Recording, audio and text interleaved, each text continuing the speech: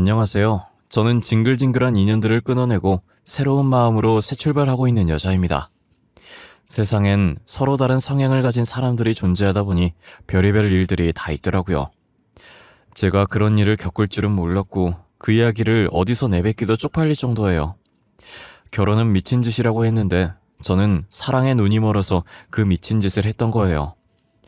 제가 할 일이 없어서 이것저것 보다가 우연히 여기에 올라온 사연을 듣게 됐었는데 제 이야기도 여기에 올려보면 어떨까 싶더라고요.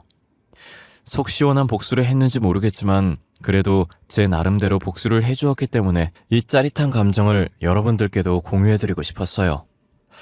제가 남편이랑 결혼하게 된 건 올해로 3년 전쯤이었을 거예요. 부모님은 제가 외동딸이니 처음이자 마지막 딸의 결혼식이라며 저희 결혼식을 성대하게 해주셨어요. 그때까지만 해도 장난으로 웃으면서 부모님께 딸 2번 결혼하면 어쩌려고 이렇게 쏟아붓냐고 했었는데 말이 씨가 된다고 제 말이 정말 씨가 되어 이렇게 이혼을 하게 됐네요. 사람은 항상 말을 조심해야 한다고 했는데 직접 겪어보니 저 말을 뼈저리게 느끼게 되었어요. 저는 당시 15년지기에 제일 친한 친구가 있었어요. 그 친구가 소개해줘서 저와 남편이 만나게 됐었어요. 친구가 저와 친구면서 남편과도 친구여서 소개를 해준 것이었거든요. 그땐 친구와 저는 13년 된 사이였고 남편은 친구와 5년 알고 지낸 사이였어요. 친구는 결혼식 입장을 앞두고 있는 순간까지도 남편보다 제가 더 아깝다면서 결혼 다시 생각해보라고 울상인 표정으로 말을 하더라고요.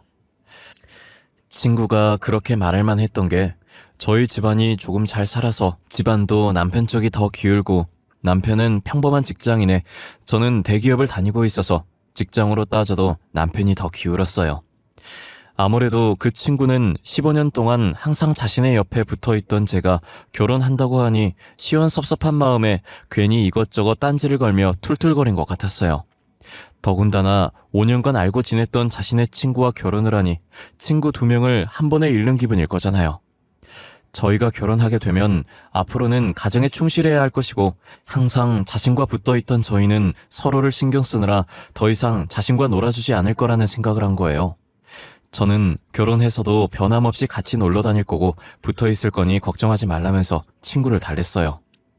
여전히 제게 서운한 마음이 풀리지 않았는지 늘 친구가 먼저 연락했었는데 제가 결혼한 후에는 연락을 도통하질 않았어요. 저는 여느 신혼부부와 똑같이 남편과의 달달한 신혼을 즐겼어요.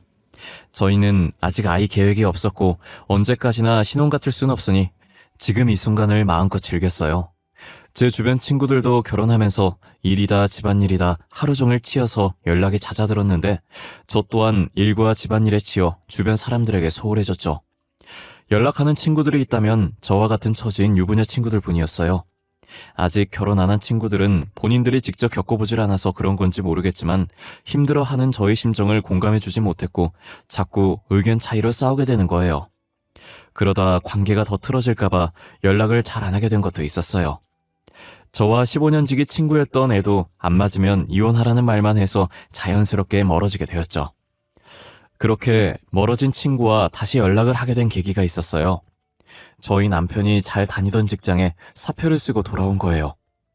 난데없이 자기가 모아둔 돈이랑 퇴직금으로 친구랑 사업을 하겠다더라고요. 친구가 같이 해보자고 해서 기획안 봤는데 괜찮은 것 같다고 해보겠대요. 저는 남편도 다 큰 성인이 알아서 잘 판단하겠지라는 생각에 충분히 고민한 거면 그렇게 하라고 했어요. 남편은 고맙다고 믿어준 만큼 보답할 수 있게 열심히 하겠다고 하더라고요. 한동안은 직접 발로 뛰어야 한다며 집에 늦게 들어온 적이 많았어요. 노력은 절대 배신하지 않는다는 말처럼 남편의 사업은 대박이 났어요. 원래 남편의 월급보다 몇 배가 넘는 돈을 매달 가지고 왔어요. 남편은 그동안 고생 많았다고 더 이상 고생 안 해도 되니까 집에서 돈만 세라고 하더라고요. 여보, 우리 이제 고생 끝났어. 당신은 집에서 돈만 세면 돼.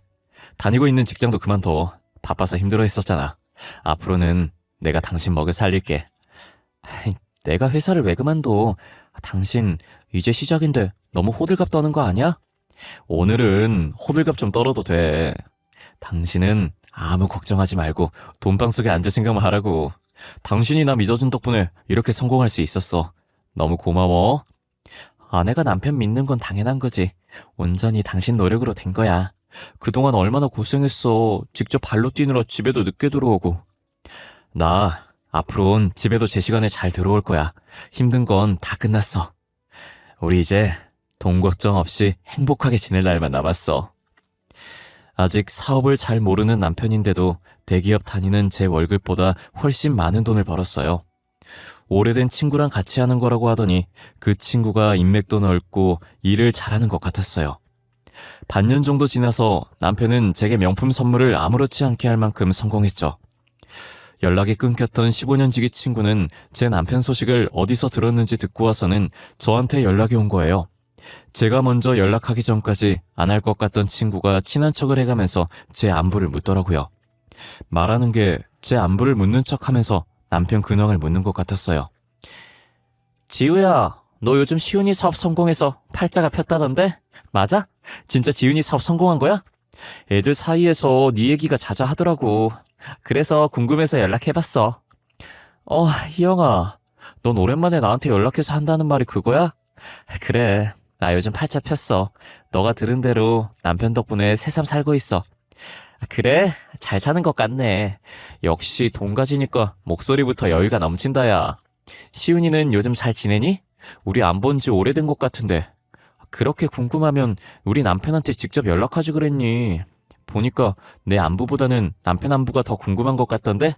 에이, 무슨 소리야. 네 안부 궁금해서 연락한 거야, 지지배야. 그리고 내가 남의 남편한테 어떻게 연락해. 괜히 연락했다가 이상한 소리나 듣지. 친구는 그 뒤로도 제게 쓰잘데기 없는 연락을 자주 했었어요.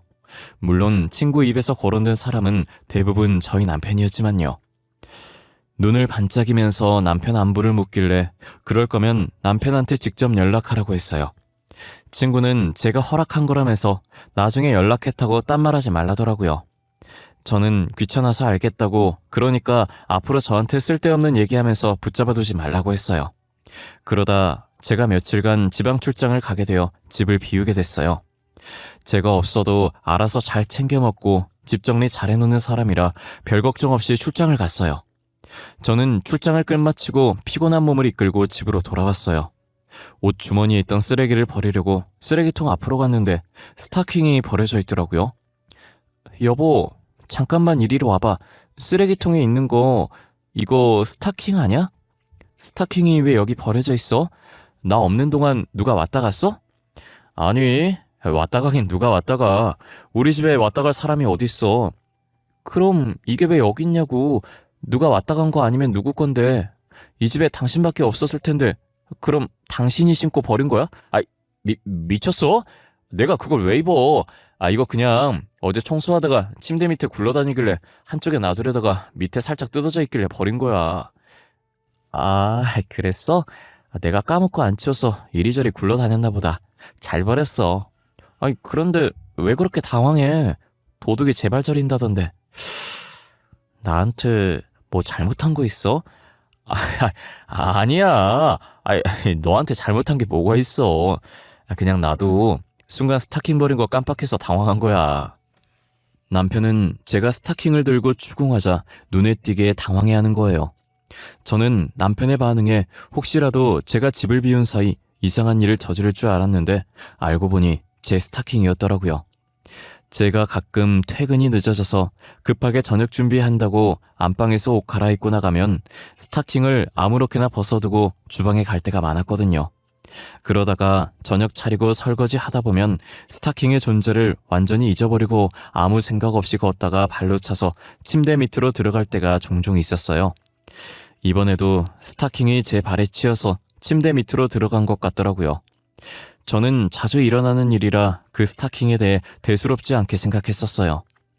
남편도 평소에 스타킹과 친한 사람이 아니니 갑자기 제가 스타킹 집어들고 추궁하면 당황스러울 수 있을 것 같았어요. 그래서 별말 없이 장난 좀 치다가 시간 맞춰서 저녁을 차려줬어요. 그리고 며칠 뒤 친구가 자기 이사하는 것 좀 도와달라고 하더라고요. 무슨 이사냐고 했더니 평생 이렇게 부모님 밑에서 살 수 없다며 드디어 독립을 했다더라고요. 저와 남편은 처음 자취하는 친구를 도와주러 이삿짐 정리가 얼추 끝날 때까지 자주 가서 도왔어요. 수고했다며 밥도 자주 같이 먹었고 그러다 보니 결혼 전 셋이서 친했던 그때로 돌아간 기분이었어요. 예전처럼 각자 집에 놀러 가면서 자주 만나고 연락도 하면서 지내게 됐어요. 그러다 얼마 뒤 친구가 또 도움을 요청하길래 친구 자취방으로 갔어요. 그런데 남편이 굉장히 자연스럽게 친구 집 도어락을 열더라고요. 저희가 갈 때 항상 벨을 누르면 친구가 문을 열어줬어서 비밀번호를 몰랐었어요. 저도 모르는 비밀번호를 남편이 왜 알고 있는지 의문이 들더라고요. 뭐야? 당신이 희영이 집 비밀번호를 어떻게 알아? 나도 모르는 걸. 혹시 당신 희영이 집 자주 가? 이렇게 외울 정도면 자주 왔다는 건데? 아니, 희영이가 잠시 장 보러 갔다 온다고. 혹시나 자기가 없으면 밖에서 기다리기 좀 그러니까 먼저 들어가 있으라고 문자로 비밀번호 알려줬었어. 아, 그래? 걔는 나한테 보내도 될 걸 왜 오해하게 당신한테 보냈대? 그러게. 누구한테 보냈든 뭐가 중요해. 우리 다 같이 친구였는데 밖에서 기다리는 것보다 이렇게 안에 들어와서 기다리니까 좋다. 그치? 저는 친구가 충분히 저한테 보낼 수 있는 문자를 남편한테 보냈다는 사실이 굉장히 찝찝했어요. 왜 자기 집 비밀번호를 같은 여자인 제가 아니라 남자인 남편한테 보낸 건지 이해가 가질 않았어요. 그런 말이 있잖아요. 남자와 여자는 친구가 될 수 없다는 말이요. 저는 저 말이 맞다고 생각하는 사람들 중에 한 사람이거든요. 알고 지냈던 사이에서 연인으로 관계가 바뀐 사람을 주변에서 많이 봐왔었어요. 애기 때부터 서로 볼 꼴 못 볼 꼴 다 보고 지낸 사람들도 나중엔 연인 관계로 바뀌어 있었어요. 저는 그 모습을 실제로 본 사람이기 때문에 남자와 여자는 절대 친구가 될 수 없다고 생각해요. 지금은 겨우 문자 하나지만 이런 관계가 계속 지속된다면 언젠가는 저도 남편과 친구를 의심할 수밖에 없다는 생각이 들어요. 하지만 제가 의심을 하기도 전에 그들이 제 뒤에서 무엇을 하고 다니는지 알게 되었어요. 제가 진급할 수 있는 좋은 기회로 중요한 프로젝트를 맡게 되면서 워크숍이 잡혔었는데 회사 내부 사정으로 다음 주로 연기가 된 거예요. 기껏 다 준비해갔는데 당일 연기 통보를 받아서 허탈한 기분으로 집에 갔어요. 제가 집에 들어가니 제 것이 아닌 여자의 신발이 현관에 떡하니 있는 거예요. 처음엔 허탈한 기분이 저를 감싸고 있어서 그 여자 신발을 인식할 정신이 아니었어요. 그래서 놓여져 있는 여자 신발을 제가 발로 살짝 밀어서 그 자리에 제 신발을 벗어뒀죠. 제가 신발을 벗고 거실화를 신는 순간 어디선가 남자와 여자가 웃고 있는 소리가 들리는 거예요. 처음엔 TV 틀어놨나 했는데 거실 TV가 꺼져 있더라고요. 저는 꺼진 거실 TV를 보자 정신이 차려졌고 천천히 여자의 신발을 쳐다봤어요. 한참 동안 신발을 쳐다보다가 천천히 안방 쪽으로 시선을 돌렸는데 간지럽다는 듯 웃는 여자의 웃음소리가 다시 들리더라고요. 저는 휴대폰을 들어 카메라를 켰고 그 상태로 조심스럽게 안방으로 향했어요. 웃음소리가 점차 가까워졌고 저는 심호흡을 한 번 한 뒤 안방 문을 열고 카메라를 들이밀었어요. 다정하게 나란히 누워 있었는데 여자가 누군지 확인할 틈도 없이 제 손은 카메라 셔터를 마구 눌렀어요. 이 정도 사진이면 증거자료로 충분하겠다는 생각에 휴대폰을 내리니 이제서야 남편 옆에서 이불로 몸을 가리고 있는 친구가 제 눈에 들어오더라고요. 뒤늦게 사태 파악이 됐고 남편과 친구가 나란히 있는 모습을 보고 소리를 질렀어요. 친구는 제가 소리 지르자 허겁지겁 옷을 챙겨서 나가더라고요. 저는 친구가 나가고 안방에 혼자 남겨진 남편을 쳐다봤어요. 남편은 저와 눈이 마주치자 헐레벌떡 제 앞에 와서는 무릎을 꿇더라고요. 여보, 있잖아. 그게 어떻게 된 거냐면 말이야. 그러니까 변명하려고 하지 마. 이미 내 두 눈으로 다 봤는데 여기서 뭘 변명하려고 그래? 그럴 필요 없어. 저번에 내가 출장 갔다 왔을 때 쓰레기통에 버려져 있던 그 스타킹도 김희영 걔 스타킹이었어? 아니, 그땐 이런 상황 아니었고 잠시 집에 뭐 빌리러 왔다가 스타킹이 뜯어졌다고 이러고 가는 거 쪽팔린다면서 버리고 가면 안 되냐고 해서 내가 버려준 거야. 그런 걸 나보고 믿으라고? 니네 그 상황에 퍽이나 가만히 있었겠다. 지금도 나 없다고 그 난리 쳤는데 그날이라고 달랐겠어? 당장 나가. 꼴 보기 싫으니까. 저는 친구 집에서 살림을 차리던지 말던지 숨 쉬는 것도 싫으니까 이 집에서 당장 나가라고 했어요. 남편이 이혼은 안 된다고 자기가 며칠만 밖에서 지낼 테니 저보고 그동안 화 풀고 있으라고 하더라고요. 남편 말에 말 같지도 않은 소리 하지 말라면서 베개를 남편 뒤통수에 던졌어요. 저는 남편이 나가고 다른 친구에게 전화해서 하소연을 했어요. 와중에 좁은 땅덩어리에 여자가 이런 소문나면 매장이라는 생각에 그 친구라 하고 얘기는 못하겠더라고요. 그래서 완전히 다른 여자와 바람핀 것처럼 친구에게 말했어요.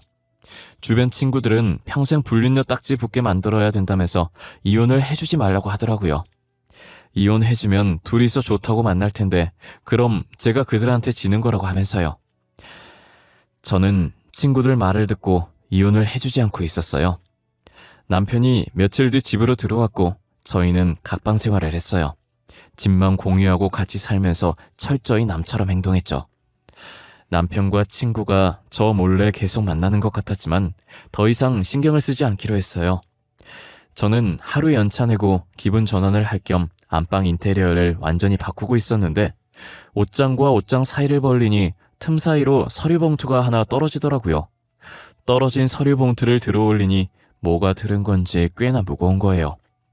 두툼한 게 서류가 많이 들어있었고 남편이 놔둔 것 같길래 옆으로 빼놨어요. 그런데 여자의 촉이 무서운 거라고 괜시리 저 봉투 안에 든 서류들이 보고 싶어지는 거예요. 볼까 말까 고민하다가 봉투를 열었는데 명부가 하나 나오더라고요.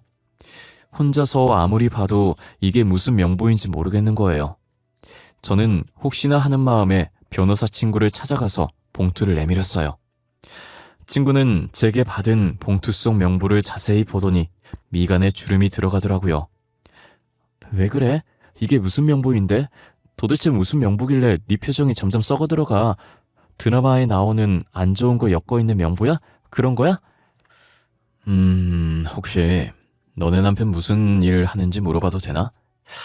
이 명부 내용이 조금 심각한 것 같은데. 남편 무슨 일 하는지는 잘 모르는데 그냥 사업하는 것만 알고 있어. 일부러 내가 참견하는 것 같아서 자세히는 안 물어봐서 몰라.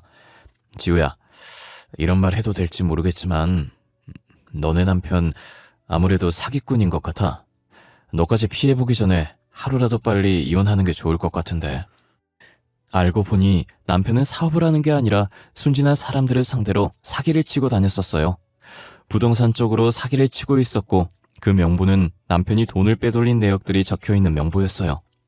변호사 친구는 꽤 큰 건인 것 같다고 피해보기 전에 남편과 이혼을 하라고 했어요.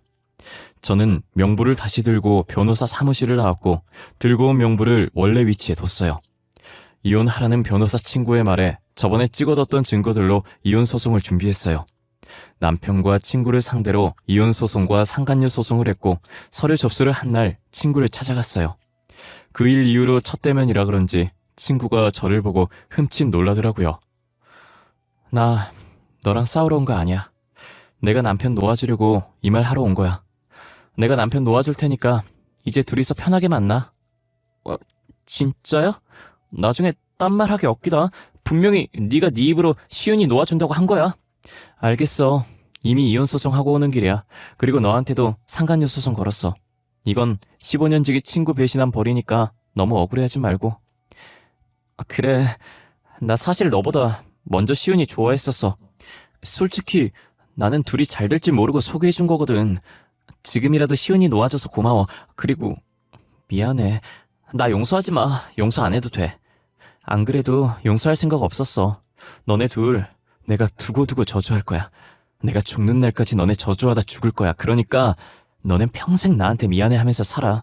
그리고 앞으로 마주치지 말자. 친구에게 차분한 목소리로 남편과 이혼하겠다고 이제 둘이서 편하게 만나라고 했어요. 친구는 제 말에 미안하다면서 자신을 용서하지 말라고 흐느꼈어요. 저는 용서할 마음이 전혀 없고 평생 저주할 거라는 말을 남긴 채 먼저 일어났어요. 그리고 곧장 집으로 가서 제 짐을 챙겼고 원래 위치에 놔뒀던 남편의 명부를 제가 같이 챙겼어요. 집 나오기 전에 남편 보라고 탁자 위에 다시는 연락하지 말고 우연이라도 마주치지 말자는 쪽지와 함께 이혼소송 서류를 가지런히 올려두고 나왔어요. 남편이 집에 와서 서류를 받는지 제게 전화를 했었지만 저는 끝까지 받지 않았어요. 그렇게 전 남편과 친구에게 위자료를 받았고 그 둘은 이혼하길 기다렸다는 듯 혼인신고를 했더라고요. 뻔뻔하게 바람은 폈지만 주변 사람들한테 눈치는 보였는지 결혼식은 하지 않았어요. 저는 전 남편의 명부를 들고 언제 터뜨리는 게 가장 좋을지 생각했어요. 제 경험상 신혼생활이 3개월까지는 여전히 연애하는 기분 들고 행복하더라고요. 그래서 가장 행복할 3개월 차에 접어들었을 때 전 남편의 명부를 경찰서에 넘겼어요. 명부엔 그동안 전 남편이 돈을 빼돌린 내역들이 굉장히 세세하게 적혀 있어서 명부 하나만으로도 전 남편을 교도소에 집어넣기엔 충분하더라고요. 게다가 엎친 데 덮친 격으로 피해자들도 같은 시각에 전 남편 집을 찾아간 것 같았어요. 친구가 다급한 목소리로 제게 전화를 해서 급한 일이 있다고 당장 만나자고 하더라고요. 도대체 무슨 일로 사람을 오라가라 하는 거야? 내가 앞으로 마주치지 말자고 했을 텐데. 너 일부러 그런 거지? 이시훈 사기꾼인 거 알고 일부러 나한테 떠넘긴 거지, 맞지? 지금 사람들 집으로 찾아와서 돈 될 만한 물건들 가지고 가고 난리야. 이시훈 그놈은 새벽에 몰래 도망갔고. 아, 이시훈 사기꾼이래. 난 몰랐네. 어머, 어쩐다니. 너네 집 난리도 아니겠다. 아참참. 그럼 너네 집은 어떻게 되는 거야? 그거 이시훈 명의 아니야? 그 집? 야, 말도 마라. 그거 이시훈 명의로 된 자가인 줄 알았는데 월세 살고 있었더라? 심지어 월세까지 밀려서 집주인이 나보고 월세 내놓으라고 난리도 아니야. 진짜 엎친 데 덮친 격이네.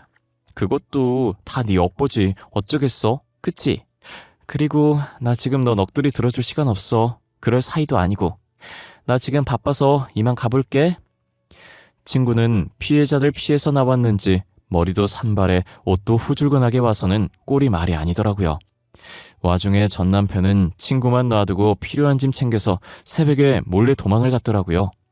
아마 짐 챙기면서 명부 없어진 거 알고 그거 찾느라 애 좀 많이 먹었을 거예요.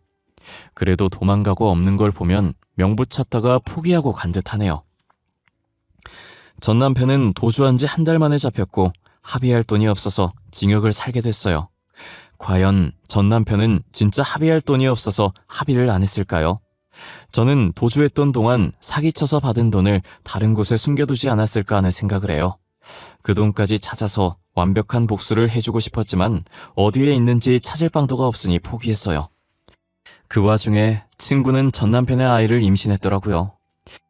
너무 늦게 알아서 이미 아이가 조금 큰 상태였어요. 친구는 울면서 저를 찾아오더니 말할 사람이 저밖에 없다고 미안하다더라고요. 다신 만나지 말자고 했는데 이렇게 계속 찾아와서 미안해. 그치만 말할 사람이 너밖에 없었어. 나 시은이 아이 임신했어. 어떡해? 이미 아이가 커서 수술도 못한대. 너 그렇게 될 동안 임신한 거 몰랐던 거야? 그게 말이 돼? 아무런 증상도 없었어? 그동안 월경도 안 했을 거 아니야. 원래도 일정치 않아서 이번에 꽤나 오래 안 하는 건가 했지. 아무런 증상도 없었고 나도 너무 안 해서 몸에 이상 있는 건가 걱정돼서 병원 갔다가 알게 된 거야. 미치겠다. 그럼 어쩔 수 없지. 나와야지 뭐. 어쩌겠어? 방법이 없다는데. 돈도 없이 어떻게 키워. 돈이라도 있으면 나도 이런 걱정 안 하고 나와서 키웠지. 방법이 없으니까 너한테 조언이라도 구하려고 온 거 아니야. 내 남편 뺏어서 임신까지 한 주제 왜 나한테 난리야? 네가 사고 쳤으면 네가 수습해. 나한테 찾아와서 귀찮게 하지 말고. 너 다시는 나한테 연락하지 마라. 이렇게 나와주는 거 이번이 마지막이니까. 저는 또 친구한테 연락이 올까봐 아예 휴대폰 번호를 바꿔버렸어요. 한참 뒤에 건너 들은 말로는 결국 친구가 아이를 낳아서 키우고 있다더라고요. 보육원에 보내려고 했는데 친구 어머니께서 어떻게 애를 그런 곳에 보내냐고 안 된다고 했다나 봐요. 그래서 어쩔 수 없이 친구가 홀로 아이를 키우고 있는 것 같더라고요. 그게 다 자기 업보고 자기가 지은 죄에 돌려받는 거죠. 저는 전 남편과 친구 보란 듯이 잘 살고 싶어서 일에 몰두했어요. 덕분에 진급도 빨리 되고 대표님께 총애를 받아 중요한 프로젝트는 제가 도맡게 되었죠. 그리고 또다시 좋은 인연을 만나 과거를 다 잊고 새 출발을 시작했어요. 변호사 친구는 저를 위로해주겠다며 자주 밖으로 불러냈어요. 집에 있으면 괜히 잡생각나고 스트레스 쌓인다면서요. 술 한잔 기울이면서 둘이서 이런저런 이야기를 참 많이 했던 것 같아요. 변호사 친구도 삶이 탄탄대로는 아니었더라고요. 결혼했다는 소식은 들었는데 이혼했다는 소식은 듣지 못했었거든요. 변호사 친구도 저처럼 전 아내가 외도를 해서 이혼을 했다고 하더라고요. 전 아내가 돈이 많았고 아내 덕분에 로펌에 들어갈 수 있었대요. 그래서 전 아내가 자신을 무시해도 로펌 때문에 참고 다 받아줬었대요. 하지만 친구의 전 아내는 친구가 다 받아주니까 도를 지나쳐서 친구 보란 듯이 외도를 했대요. 그래서 전 아내와 이혼을 하고 있는 돈 없는 돈 끌어서 자신의 이름으로 된 사무실을 하나 차렸다고 하더라고요. 친구는 그 아픔을 너무나 잘 알고 있기에 제 이혼 소송을 본인 일처럼 도와줬던 거예요. 그렇게 저희는 서로의 아픔을 감싸주고 치료해줬었어요. 둘이서 만나는 횟수가 잦아지다 보니 정이 들었고 그러다가 못 봤던 매력들이 보이기 시작하고 연인으로 발전했던 것 같아요.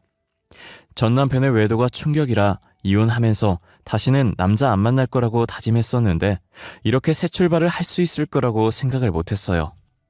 서로 같은 아픔이 있는지라 처음 만날 때 엄청 조심스러웠어요. 서로에게 호감이 있어도 선뜻 표현을 하지 못했죠. 저희는 혹시라도 서로한테 상처가 줄까봐 이러면 안 된다는 생각을 많이 했었어요. 하지만 사람의 감정이라는 게 마음대로 되는 게 아니잖아요. 평소처럼 술 마시다가 제가 너무 취해서 꽁꽁 숨기고 있던 제 마음을 내보인 거예요. 그 친구도 술김에 자신의 마음도 같다고 말을 했고 저희는 사귀게 되었죠. 같은 상처로 혹시나 서로의 상처를 덧나게 하지 않을까 걱정만 했었는데 오히려 상처로 인해 서로에게 더 조심을 하게 되니 잘 만나게 되더라고요. 이제서야 말하는 거지만 이 친구가 제 첫사랑이기도 했어요. 제 성격이 지금은 하고 싶은 말 다 하고 사는데 예전엔 엄청 소심했거든요. 그런 저를 지금의 성격으로 만들어준 게 이 친구예요. 제 성격을 바뀌게 해주고 사기꾼에게 당할 뻔한 걸 구해주고 거기다 상처까지 보듬어주고 늘 제게 도움만 주는 좋은 남자친구예요. 저는 이 사람과 함께라면 무엇을 하든 두려움이 없을 것 같아요. 그래서 남은 인생을 함께하자고 약속했어요. 한 달 뒤 저희는 많은 사람들의 축복 속에 결혼합니다. 비록 여러분은 저를 모르고 저도 여러분들을 모르지만 아무것도 모르는 서로의 앞길에 행복만 가득하기를 기도해 주셨으면 좋겠습니다.